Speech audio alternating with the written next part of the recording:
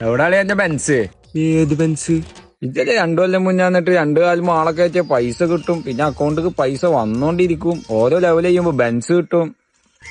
ഒന്നാട് തന്നാണ്ടല്ലോ. എടാ അതൊക്കെ മൂഞ്ചടാ. ചെയ്ത് കിട്ടുമ്പോ എന്റെ വരയ്ക്കുവാ, ഞാൻ കാണിച്ചാലോ ബെൻസ്.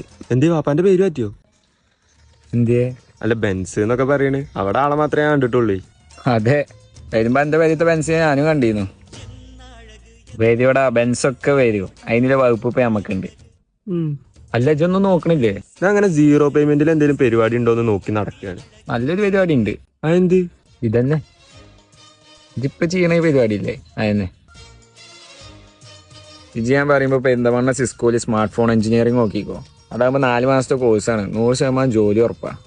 പിന്നെ എനിക്ക് പോക്കുവരവ് സീനാണെങ്കിൽ ഹോസ്റ്റലും ഫ്രീയാ. ഇതൊക്കെ അല്ല തന്നെയാണോ? എടാ, 2500-ലധികം ആൾക്കാർ ഇപ്പൊ ഇത് പഠിച്ചിറങ്ങും ചെയ്ത് ജോലിയും കിട്ടിയിരിക്കുന്നു. എന്നാ 2 കൊല്ലം കഴിഞ്ഞ് നിന്റെ പേരേക്ക് പോവാ, ഞാൻ കാണിച്ചു തരാം എനിക്ക് ബെൻസ്. ഓക്കെ, ഇതിപ്പോ ഞാൻ പറയുമ്പോ പെരേക്കുണ്ടായി കയറി, ഞാൻ ആക്കി തരാം. ആ ഞാനും ഉണ്ട്.